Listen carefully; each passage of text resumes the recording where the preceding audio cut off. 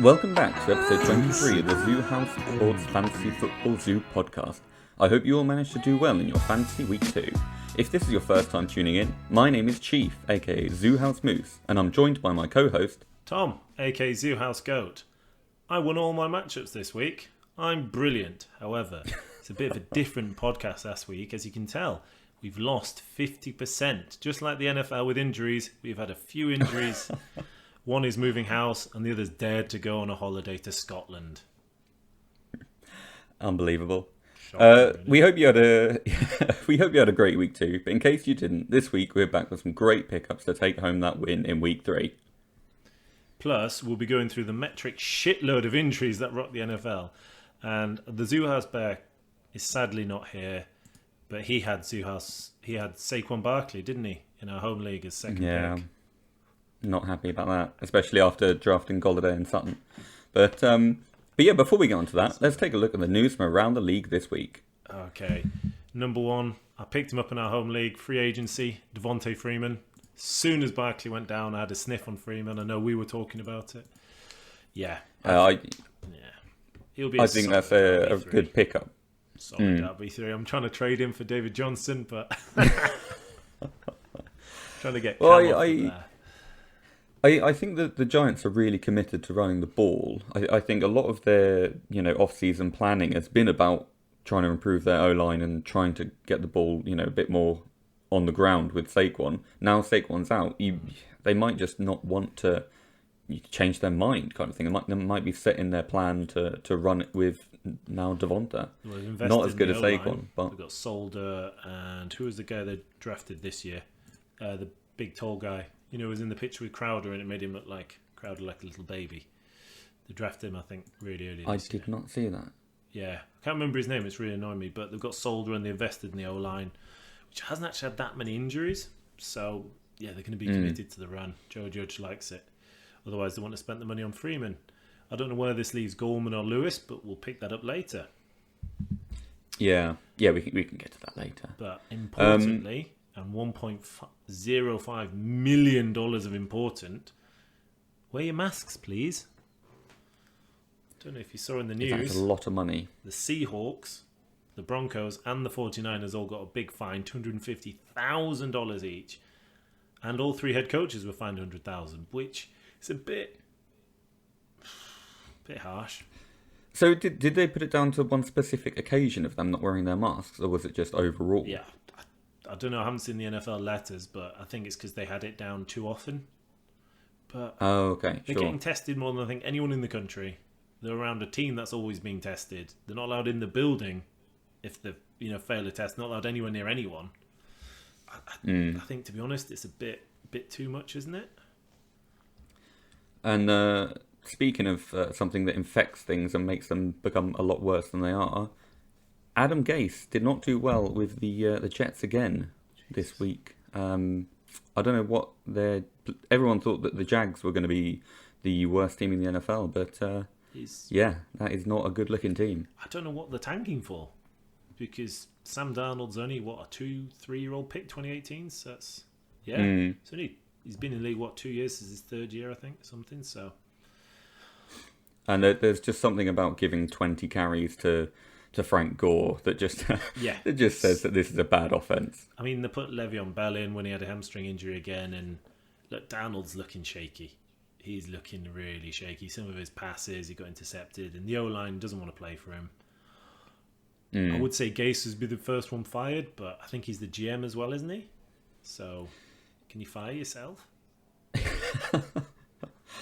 I think it's just sad though, because you see a lot of times that when a player escapes Adam Gase, they end up playing a lot better. I mean, look at Ryan Tannehill, and Drake. It's sad. Look at really. Devontae Parker. He's actually a decent receiver.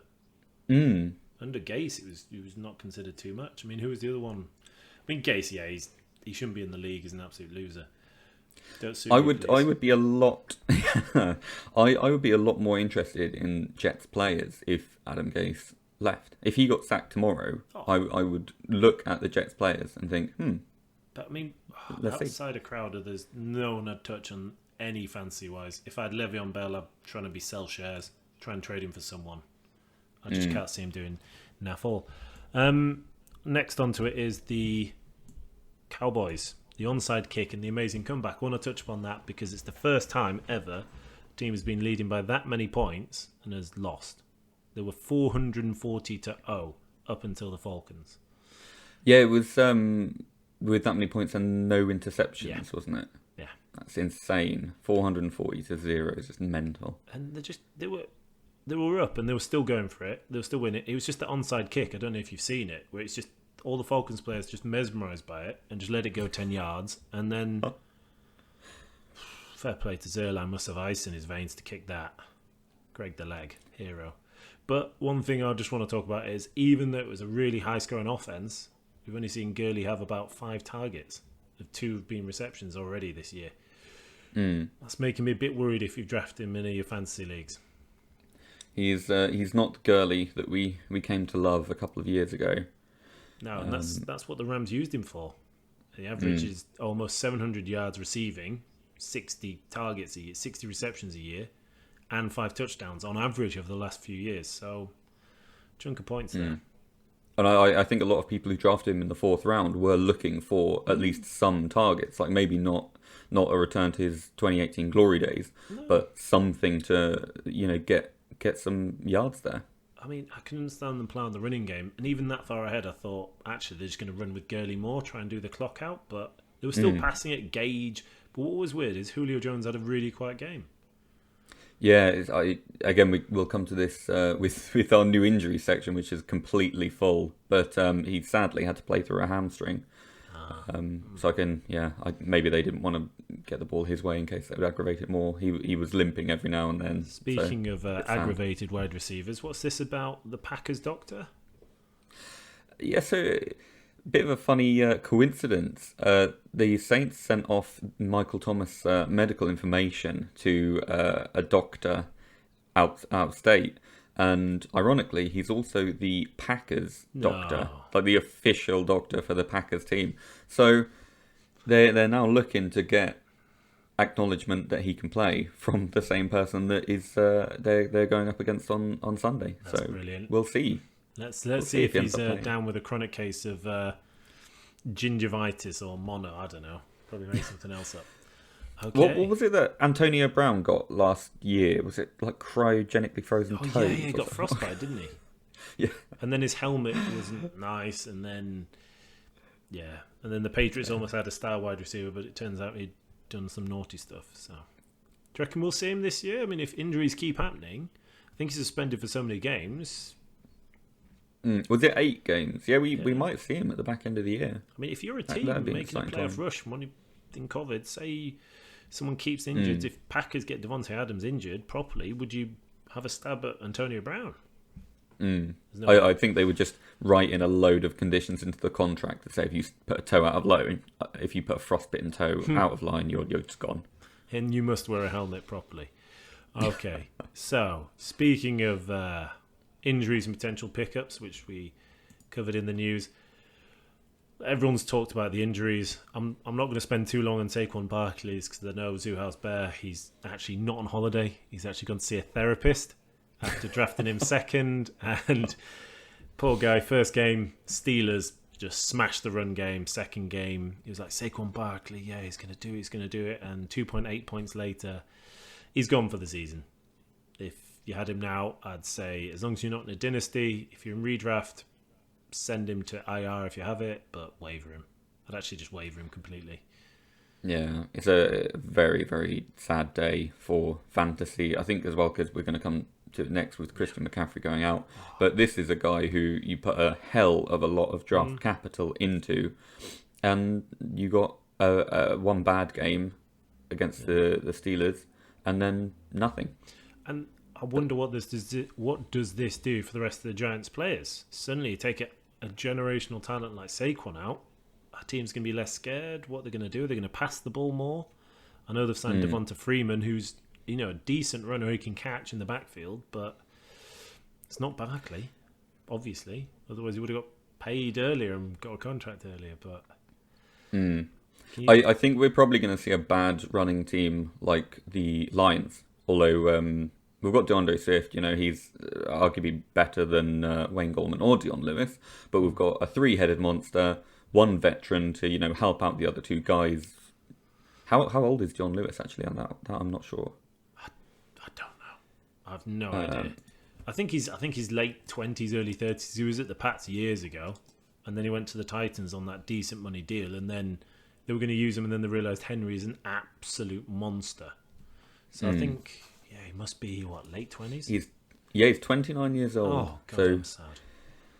Yeah, we will see how this goes, but I can't really see any fantasy winners here, because that's kind of what we look for, and don't get me wrong, there's not going to be I'd love Devonta Freeman to break out, and have a good year and be able to get a decent place next year, 'cause I don't wish ill on any of them, and I've got him on my roster.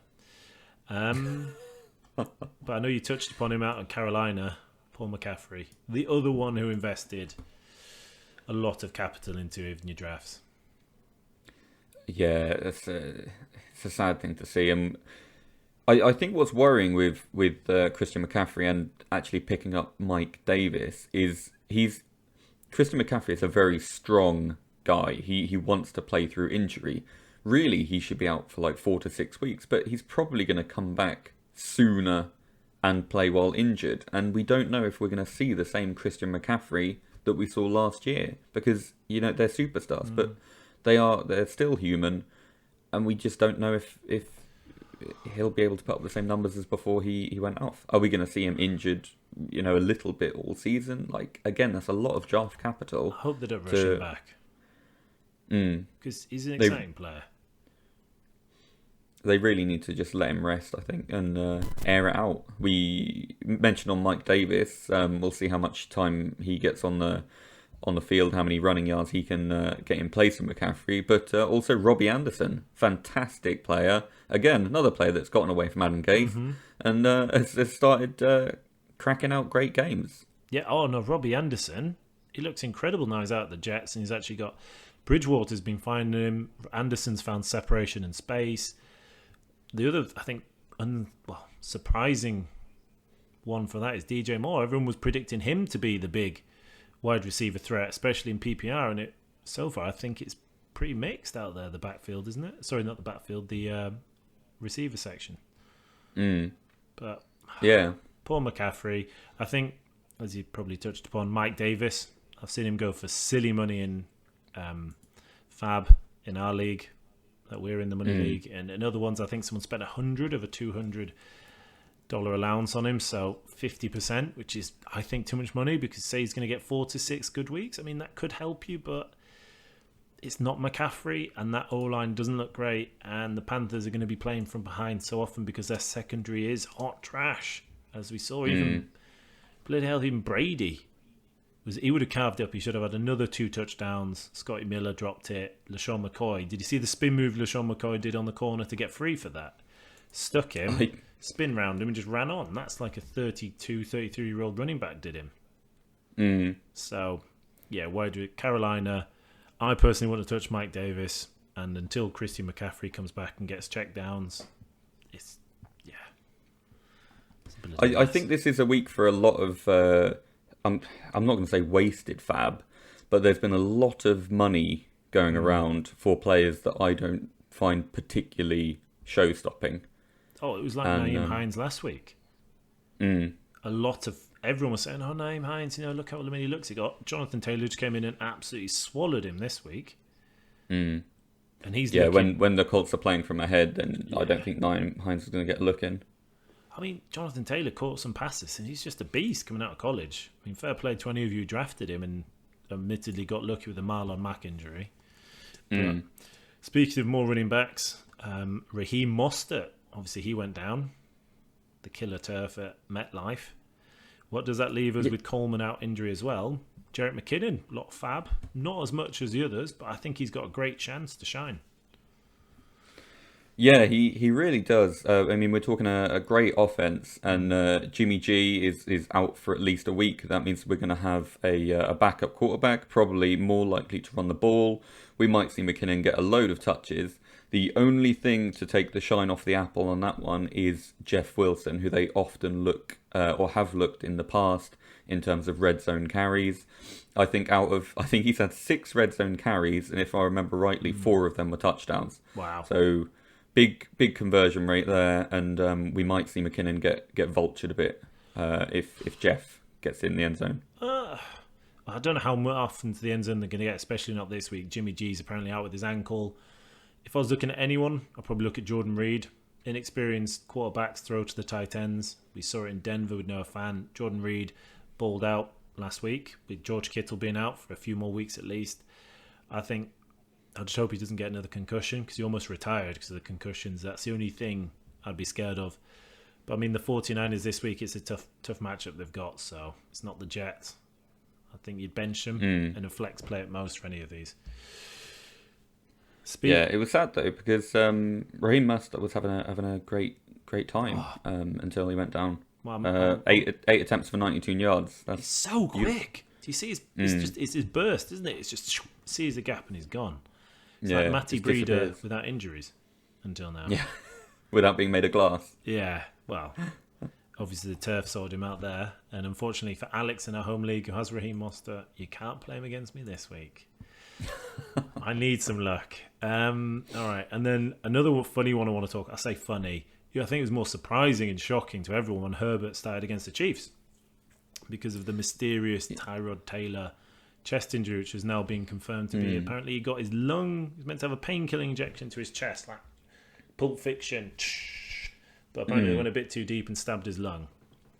Well, I think at the start, like when they said Herbert was going to start, everyone thought, oh yeah, Tyrod Taylor is injured.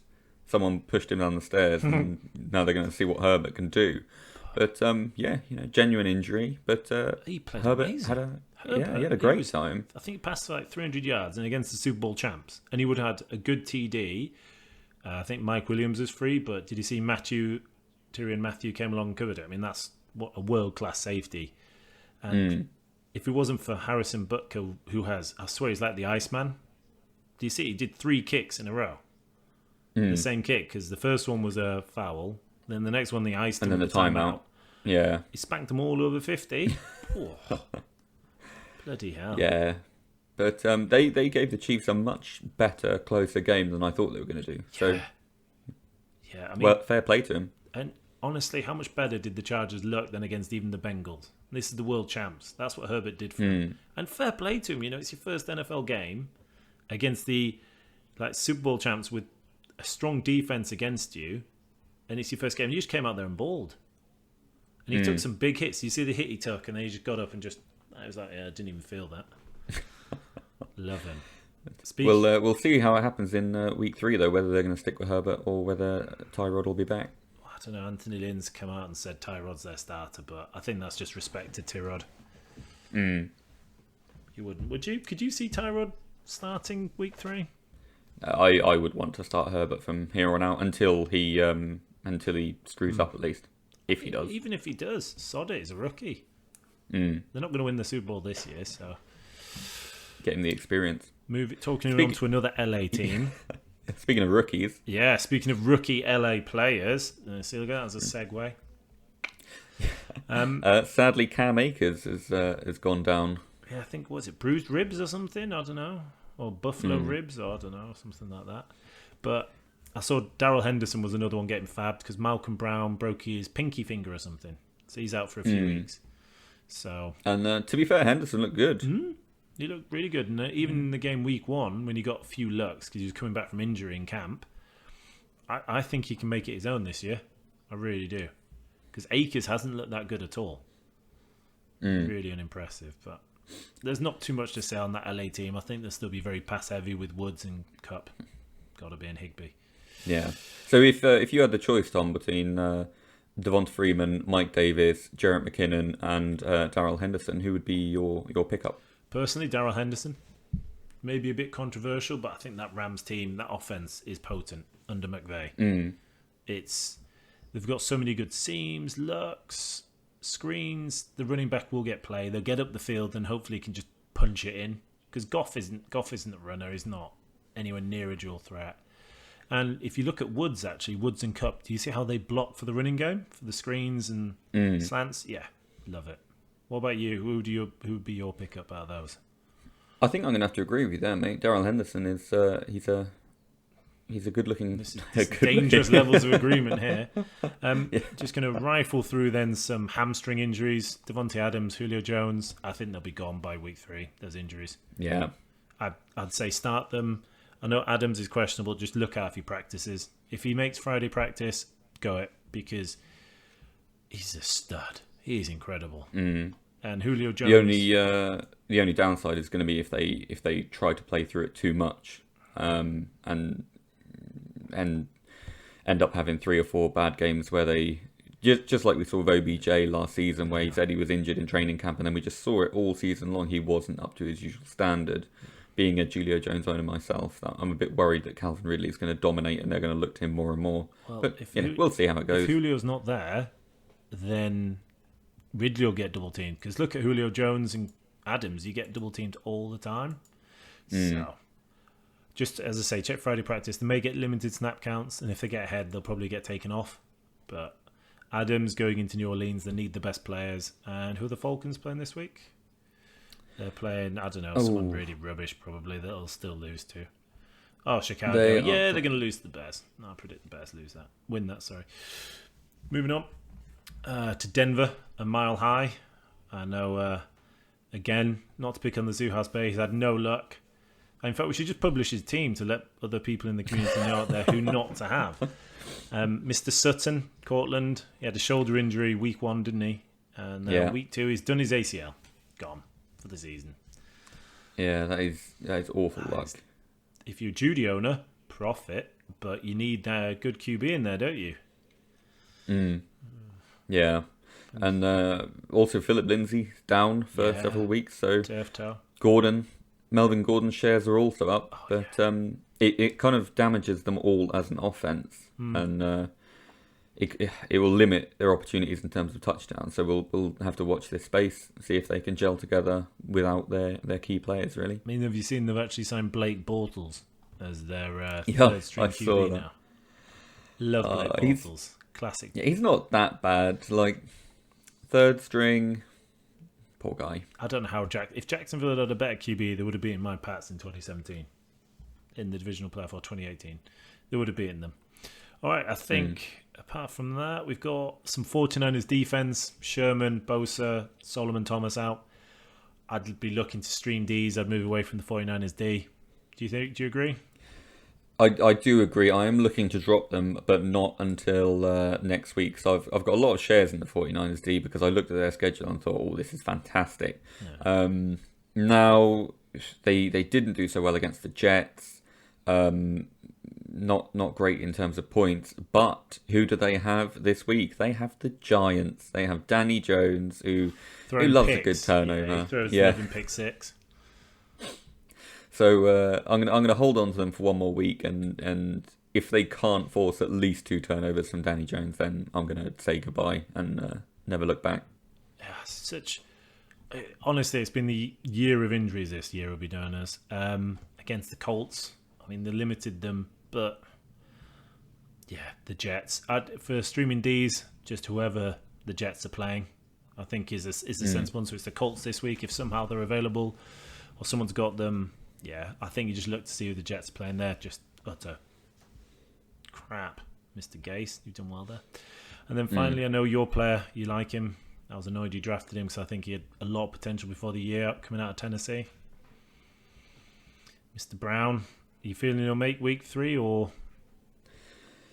There hasn't been a lot of updates about him at the moment, and the manager has been very ambiguous. I think he said something along the lines of we're more monitoring whether he will make week 3 or not. A lot of these managers don't want to reveal their hands too early. They want the defense to have no idea if they're going up against their best guys or not. If I had to guess, I will temper my expectations and say he's not going to make week 3. Look for him in week 4. Kind of the same kind of timescale as Kenny Golladay, who missed 2 games, and now we're looking at him hopefully being back this weekend against the Cardinals. Same Michael Thomas, as you said, might get cleared, and I think that's really it in terms of fantasy relevant players who may make it back, I'd say key ones is keep on top of beat writers' practice reports. Who's making the Thursday and Friday practices is the clearest sign. I think we've got it. If Golladay misses a Friday practice, he's not playing. They wouldn't risk it because the Lions like their biscuits. So we've done injuries. We've talked about the news. I know there's 50% of us wanting to do 50% more work. Well, 100% more work, actually, or something. I don't know. But let's talk about our rapid fire predictions. Now, usually we'd say which team's going to do well and how we do. We throw a little bit of extra spice and value in this week. So, we thought being on our own, we could change things up a bit without being told off. So so we're going to go through the predictions, but at the same time, we're going to talk about who might be a breakout player at the same time, like who we expect to be better than their expectations, better than their predictions, and who might be a bust, who you might go in thinking, oh yeah, this is going to be a good pick. We're going to try and explain why they might not be that, unfortunately. So first on our list, we've got Miami at Jacksonville. I really see this just being a shootout. I've picked up Minshew in a couple of leagues because it's I just see there being points all over the place. Have you seen the banter him and Ryan Fitzpatrick have had? I have not. So he was like, look, you got the long hair, the swag. It's all great being young and everything. And I think Minshew just called him out for being old and having a great beard. It's been really weird banter, like American banter. So it's all like, yo, dude, have a Bud Light. Oh, you're old. It's not top quality stuff. But I like Minshew. You know what? I'm really on board with him. He managed to beat Foles out for the job fair and square. And he's managed to get a Jacksonville team consistently moving the chains without Lenny Fournette. Yeah. So you do see flashes of brilliance from him as well. I think like he's not afraid to just take off and run, and I really like that in a quarterback. Like if they see it going to shit, he's happy to pick up 5-10 yards with his legs and keep the offense moving, and I love that. He plays without fear, and for someone that was essentially a 6th round pick and not expected to make it, I think everyone loves the Minshew, especially for the jorts. So how do you have this going then? So we think Minshew's breaking out. Robinson, do you think he'll do something special against Miami D? I think he will get a decent amount of work just because Miami has trouble stopping everything. Still, yeah. But yeah, we might also see a good game for Ryan Fitzpatrick. I know that the Jacksonville defense didn't do particularly well against Ryan Tannehill last week. They didn't force any picks or they didn't sack him that many times either.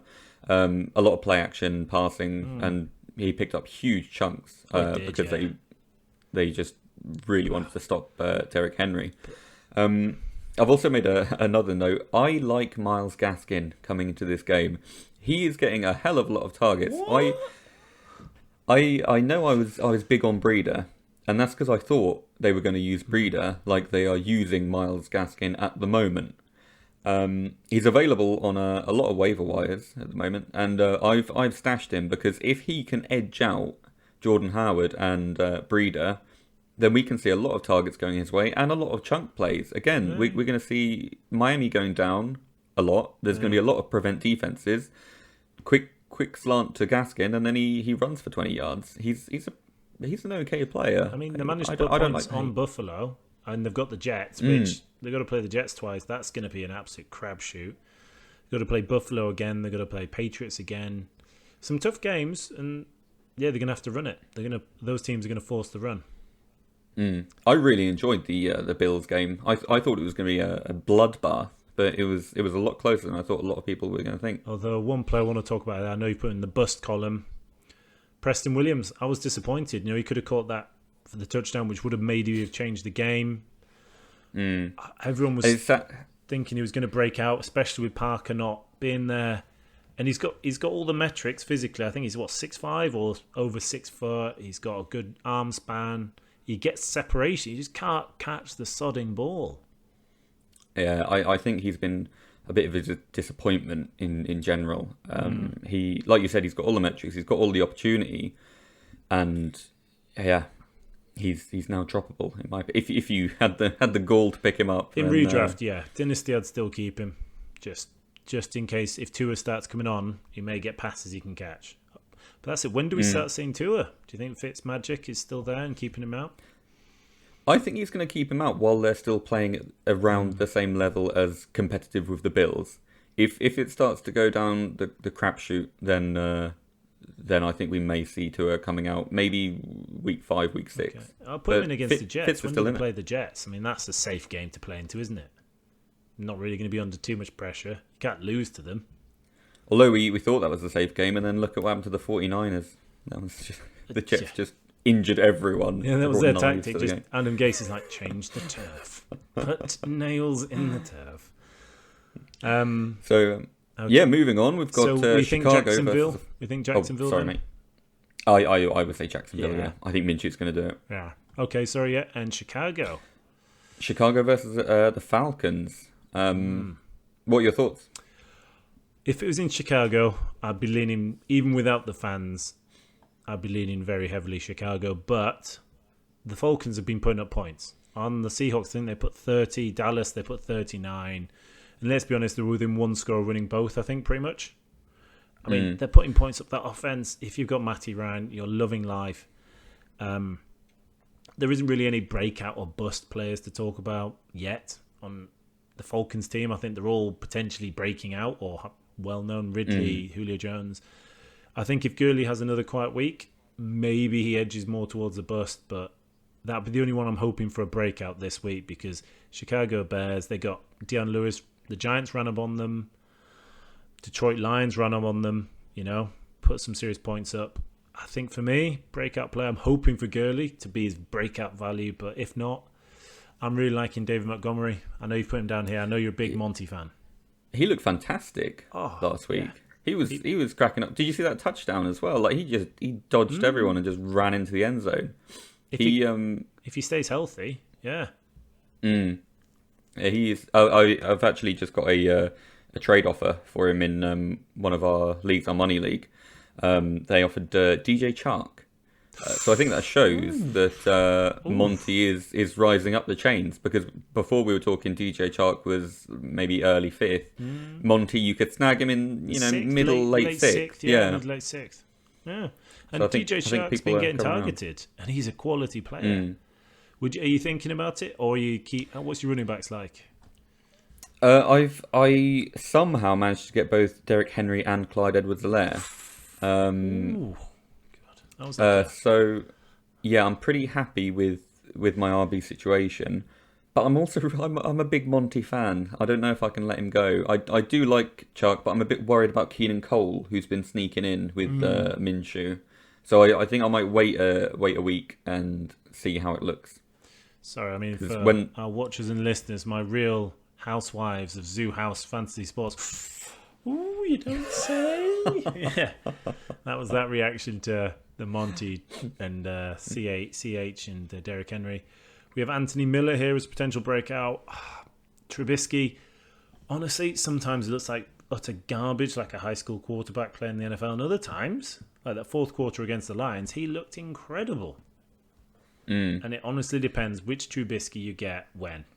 For it's like any receiver, unless it's Allen Robinson, who's still not setting the world alight this year. He did last year. And you've written down here Hayden Hurst.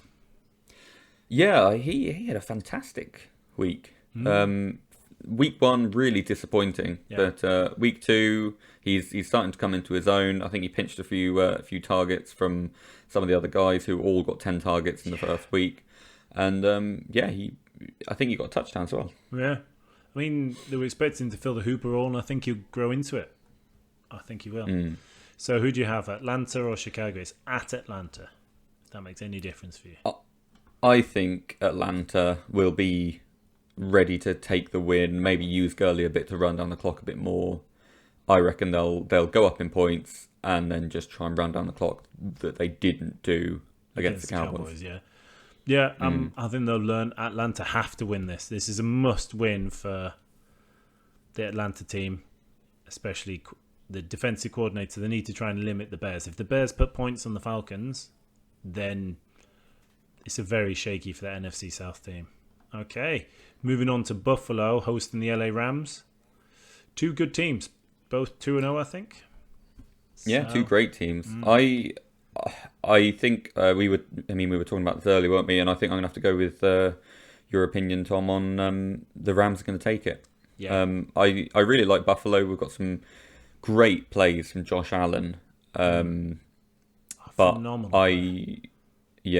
But if them as a team, if they were struggling to contain Miami, I don't think they're going to be able to contain the Rams. And the Rams secondary, they're going to shut down. I mean, Ramsey in there, you've got some other good corners. I mean, do you see Ramsey's breakup play? Played quite well against the Chargers. Sorry, not the Chargers, the Eagles. And I don't. It depends which Josh Allen turns up. If you get an accurate Josh Allen to Diggs, John Brown, yeah, there's potential there. But Buffalo's run game in Moss and Singletary hasn't excited me. It's Josh Allen's running that has. Yeah. And I think Aaron Donald will snap him. If he's not careful, Aaron Donald will just break him in half over his knee. So yeah, I saw a fantastic Pro Football stat, which is, here's the list of quarterbacks who have had 700 plus passing yards, 6 plus touchdowns, and 0 interceptions in the first 2 weeks of the season. Peyton Manning, Tom Brady, Patrick Mahomes, Josh Allen. That's good company. Yeah, he's in great company. If he can continue this, then we might see a different MVP than Kyler Murray. Fair play to whoever picked him up in your fantasy leagues. He was always going to be a stud QB, and you could get him late. Great value. I think we talked about it. Henderson, hopefully he breaks out this game. I think he will have a strong game, and I'm really struggling to either start him or Michael Thomas in our money league because, it's one of those. Do you play safe for Thomas or do you actually go for the upside? But I think Rams win that one. Moving on to Washington football team, named TBD, away at Cleveland. Ooh. Where do we see this one going, apart from into Snoozeville? I think we're going to go Cleveland taking it. I think this is just going to be dominated by Brown's running game. Chubb and Hunt, they're not exactly breakout players because we know they're both amazing. But studs. I just think it's going to be their show. Yeah. I mean, do you think OBJ gets anything? I think Cleveland are going to go ahead relatively quickly, and then they're just not going to need to throw the ball. We're going to see... was it week 1 where we just saw Chubb just continuously picking up 5-yard runs? Yeah. And they just didn't need OBJ or to throw the ball because it was week 2. Week 1 they get smashed by the Ravens. Yeah, it was last week. Oh, of course, yeah, last week. But I mean, the Bengals, they only beat the Bengals 35-30.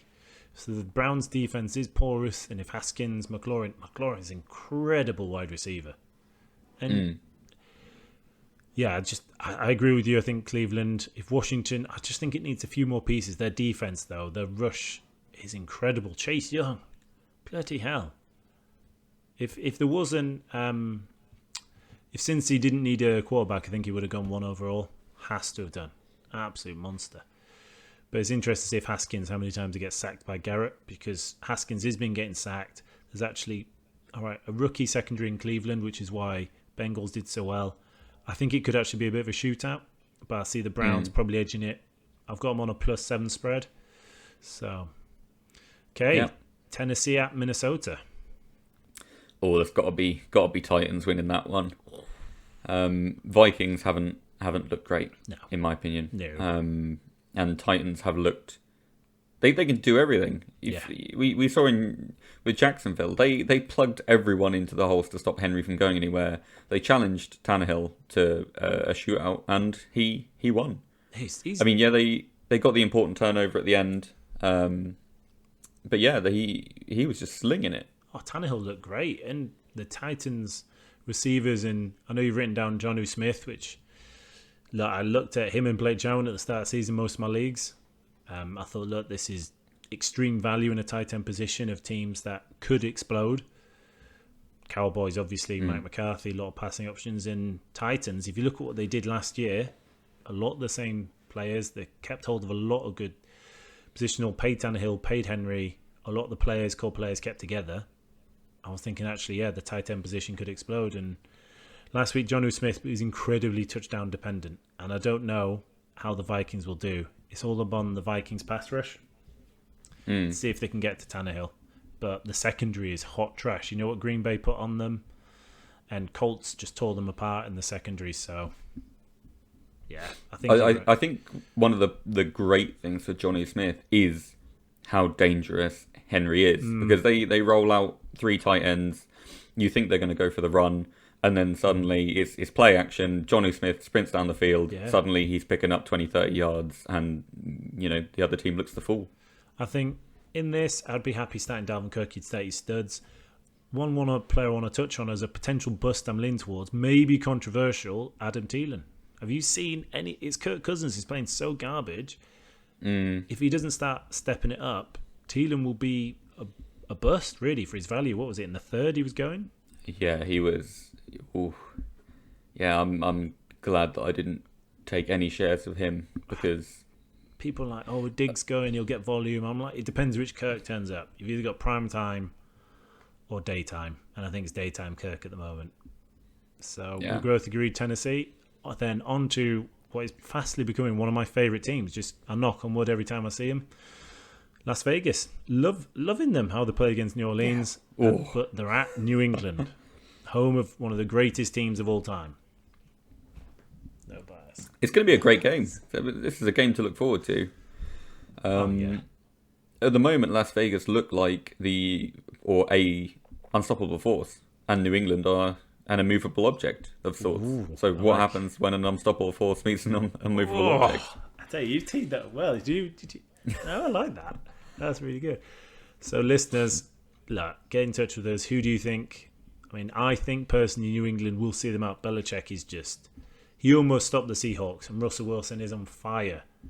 And an amazing QB. I don't think Derek Carr is that. And I think they will stop them. The New England will just stop them playing. I'm going to have to disagree with you, Tom. I think Las Vegas takes it. Darren Waller is just a genius. Yeah, he's just everywhere. And Derek Carr had a fantastic game last week. They've got so many weapons as well. I mean, I'm a bit disappointed because I picked up Henry Ruggs in a few of my leagues. And he's not being used. And it's not because he's not a great talent. It's just because they've got so many different people to throw to. It's the spoil. Aguilar's actually looked good. The man who couldn't catch for Toffee last year, Aguilar. And you've got Brian Edwards, who his metrics is incredible, number 89. And then you've got the Walrus, who... How many targets did he get? I think it was like over 10 against New Orleans. They just couldn't handle him. Could not handle the Walrus. And Josh Jacobs. 100%. Oh, my. He is a real stud running back in terms of potential and talent. So I'm going to go New England. Do you think Las Vegas? Ooh. I do, yeah. Ooh. That's what I'm going to say on that one. Okay, moving on to San Francisco. We've talked about they're playing away at New England. So they played on the MetLife last week and lost half the team to injuries. And they've got to play on it again. How do we think? Well, who do you think will survive first? I think the 49ers are going to take this one just because they're a superior team. The only breakout I've written down is Slayton. I've put it next to a question mark just because Daniel Jones has to throw to someone. We've got Shepard out.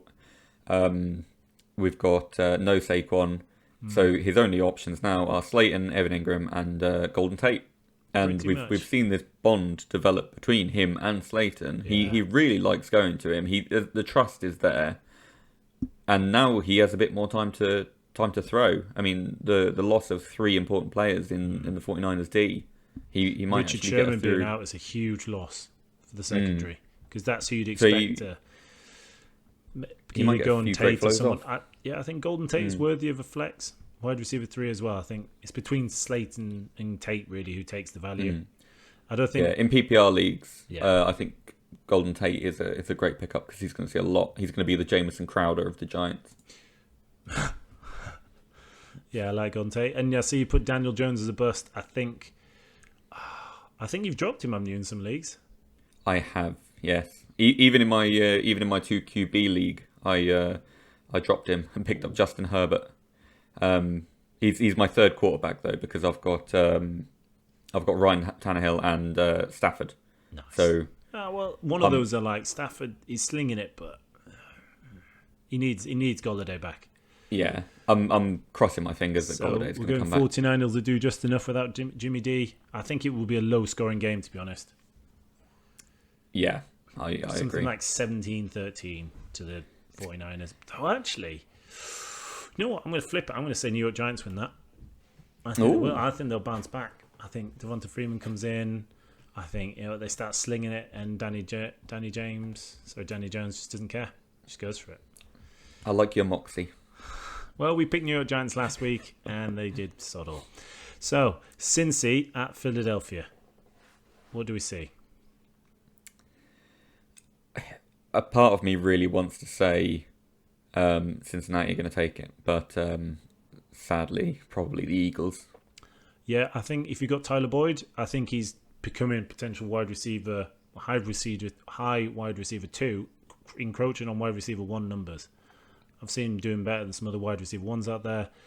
And yeah, just start your studs. Start your Sanders, start your Ertz. Maybe Jalen Reagor. It depends if Wentz actually turns up. But since you haven't got the pass rush, Eagles look good against the run against the Rams. I think, to be honest, yeah, it's Boyd, maybe AJ Green. I can't see Mixon doing too much unless they start to target him in the backfield, which I think he got 4 last game. That was it.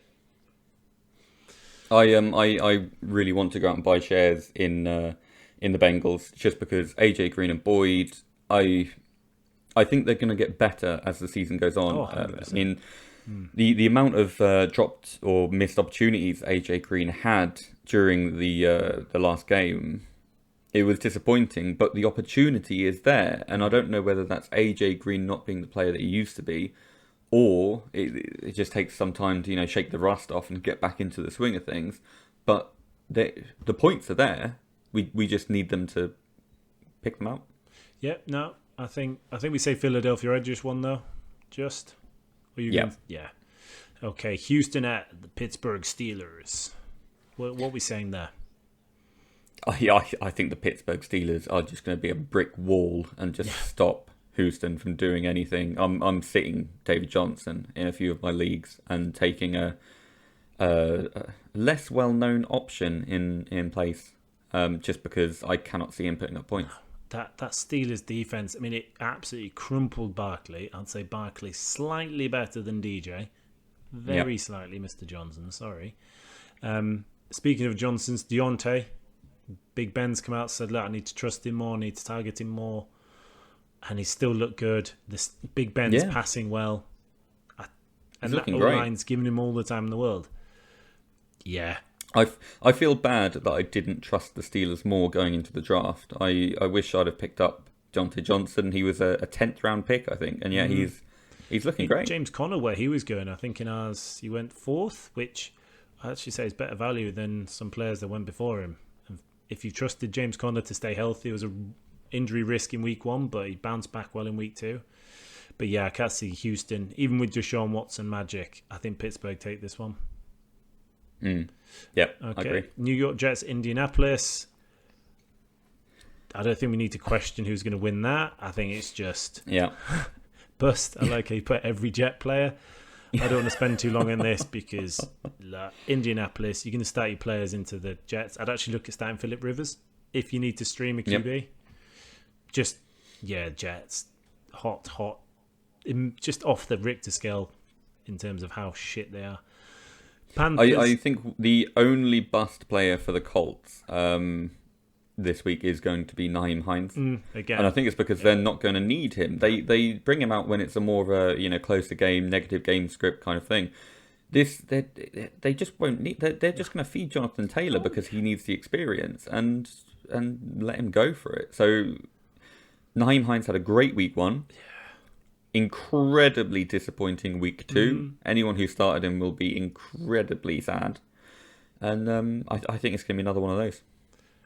I just saw it as an incredible risk to spend fab or waiver picks Nyheim Hines after just one good game and many seasons of not doing too much. Okay, moving on to the Carolina Panthers at the Los Angeles Chargers. So they're playing in SoFi Stadium, which is a beautiful stadium. Love it. Panthers without CMC. Who do you see? Which way do you see this going? I think Chargers are going to take this one. I think Panthers without CMC is. I can't even quantify it. It's just that he is the face of that team. Oh, everything goes through him. The Chargers secondary is good as well. They've got strong safeties. If Derwin James wasn't injured, it'd be even stronger. Got good cornerbacks in Harris. So I think they'll just tie up Robbie Anderson and DJ Moore.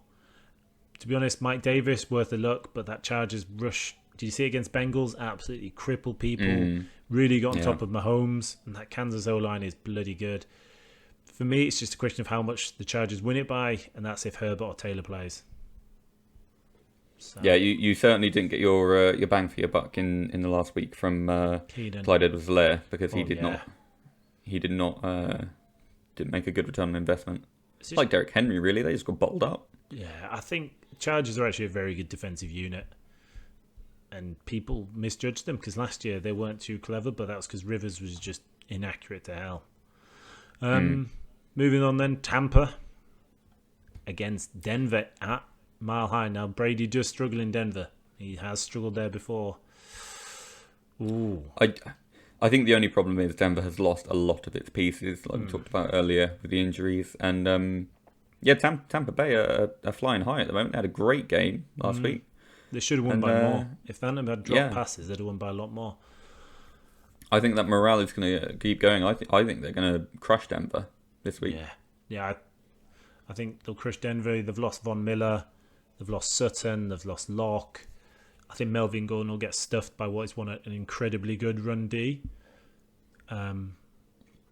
Arians and Brady and the whole team are getting used to it. I think Mike Evans balls out. Denver's secondary are rookies. And I know you put here Rojo. I'm dropping him in my leagues. I've drafted Rojo in the 6th. This is pre-Fournette going there. But I think Fournette, he's just got Brady's confidence. They love each other.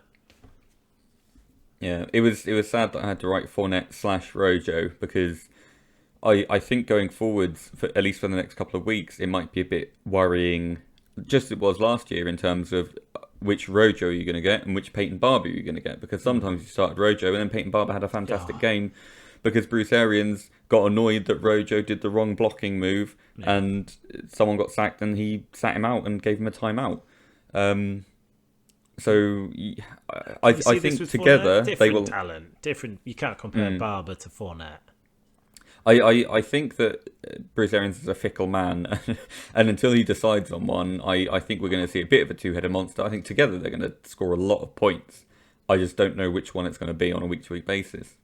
I'm going all out in Fournette. I even traded him in my home league for Gurley, which some people have questioned, but I just wanted Leonard Fournette to stop the bear game as well. Anyway, I think we're both saying Tampa there. Detroit to Arizona. This is going to be a bloodbath. K1 runs all over him. I think Arizona's going to stuff him. Not really any breakout players to talk about there. I don't think any busts, honestly, because I think the only bust I can think of is TJ Hawkinson. You might think that from Arizona's track record last year, they were absolutely awful against the tight end. TJ Hawkinson has been having a couple of good games up until now. He's been seeing more targets and stuff because Golladay has been out.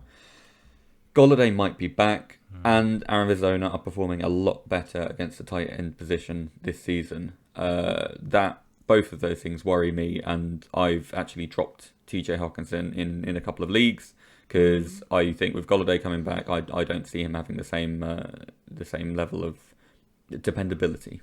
Who did you pick up instead of him? I picked up Mike Gesicki. Oh, yes. Who had a strong game against the Bills. So we're calling this Arizona. Yeah, I think K1 balls out again. DeAndre Hopkins just keeps his trend of being targeted even more than he was in Houston. Absolutely brilliant signing by the Cardinals. Bill O'Brien. I'm struggling to see a logic there. Okay, Dallas at Seattle. This, for me, is one of the matchups of the week. Very tough to call. Which way do you see it going? I'll let you go first. I think I'm going to go Seattle. I don't think they're going to make the same mistakes as the Falcons did. If they get a good point advantage and they let Russ cook, I think they're just going to run up the clock with Chris Carson. They know all about time management, and they're not going to give Dallas the same opportunity. No, and Jamal Adams is playing his heart out in that safety. He is really wanting to prove something. Now he's gone from this garbage as the Jets. I really wanted to look at Dallas because, I like the feel-good story. I really like Dak coming out and saying all these issues. And I like Dak. I've got him in a lot of leagues. I think it'll be a high-scoring game, but I think Seattle takes it. You must be pretty annoyed, all the Zeke owners out there, the amount of touchdowns that Dak ran in. Oh, it's beautiful. I managed absolutely beautiful by Dak. Keep it up. That's why I thought you'd be the QB2 this year, and he's on track for it. Okay. Great pickup. Yeah, well, not in a home league. Someone vultured that after seeing my mock drafts. But hey ho, well done, Zoo House Zebra. Great pickup. Moving on. Green Bay at New Orleans. You've got the man who can't see versus the man who's feeling better than ever and now has found positive mental attitude for the first time in years in Aaron Rodgers, which has shown already. No picks. Yeah. Where do we think this is going to go at New Orleans? I think if Michael Thomas plays, it goes New Orleans. If not, I still think New Orleans just edge it. I'm going to have to go Packers on this one because Aaron Jones looked amazing last week. He was running back and wide receiver combined. Like he just took off and then just get some great catches. And he's Aaron Jones. He's a great talent. I mean, we knew he was good, and everyone was kind of saying, "Oh, look, you know what? He was falling into the third in some drafts I saw." But bloody hell, what's he eating? He's had his Weetabix. Yeah, he's had his Weetabix. For international listeners, that's the type of cereal that's promoted in the UK as being really healthy for you. Essentially, he's eaten like a lot of high-powered... He's essentially just eating a cow every day, I think. That's what he's done. He's just stacked. So you're going Packers, I'm going Saints. Ooh, I'm hoping Kamara balls out, but we'll see. Okay, and the final game, I'd say this is the marquee matchup this week. Potentially between who will decide the AFC. If one was in the AFC and one was in the NFC, you could say this would be the Super Bowl. We're talking Mahomes versus Jackson. We're talking Kansas versus Baltimore. It's the two absolute titans from last season. Yeah. This season, I don't think either team has been equally as exciting as they were last season. At least that's my personal opinion. But it's going to be a tough one to call. With Mahomes, you never know. Like teams can go up like 21 points against them, and he just doesn't care. Yeah, the Texans did that last year, didn't they? Absolutely, just. And in the Super Bowl, they were down 10 points against the 49ers D, which hadn't lost a 10-point lead all season. And then somehow, Mahomes magic. It's at Baltimore. That Baltimore D is incredible. It's how they stop Jackson running. They've got to stop the Jackson, Ingram, Dobbins 3-back situation, however they're doing that. I think for me, I think breakout player. I know you've put Marquise Brown. I don't say. I think Mark Andrews balls out. I think Mark Andrews has a big week. And on the Chiefs, I don't think Clyde Edwards-Helaire gets anywhere near. I think he'll stay steady. I think it'll probably go to Travis Kelce and Hill. I think you'll see those two have solid and busts. I'm genuinely considering benching Edwards-Helaire, but the trouble is they always say start your studs. Don't worry about the matchup. So I've got him in my flex at the moment. I can't bring myself to put him on my bench for a lesser player, but it feels wrong to have him in against such a good D. Yeah, I mean this is it. Great players are like immune to matchups, but I mean, look, if someone had Ingram, I could understand them benching him. If someone had, J.K. Dobbins, I can understand benching that. This could go either way. I've got Baltimore for me just edging it because I think Mahomes hasn't found his groove yet. He's not looking that great, and the Chiefs aren't firing on all cylinders. I think it's a V8 with maybe a misfire. Well, Baltimore, they absolutely cleaned up the Browns. They did what they needed to do last week against the Texans, who are a good team. I think Baltimore edge it. You? I agree. I think Baltimore. They're just so hard to control. Yeah. I mean, you've got a absolute talent in Lamar Jackson. Is he going to throw? Is it a play designed for the running back to take one of three, or is he just going to take off with it? It's so hard to be everywhere at once against a player that can do everything really well. I think his passing, it's not Mahomes' level of passing, is it? Or Rodgers, but his juking. I think it's good enough. His jukes are incredible. They're like a highlight show in itself. And with that, we'll call it a day. If you've enjoyed today's show, be a friend, tell a friend. If you're listening to the podcast, then go ahead and subscribe and drop us a review on whatever platform you use. If you're watching us on YouTube, don't forget to subscribe and drop a like for the awesome YouTube algorithm. It all helps us more than you can imagine. And best of all, it's totally free.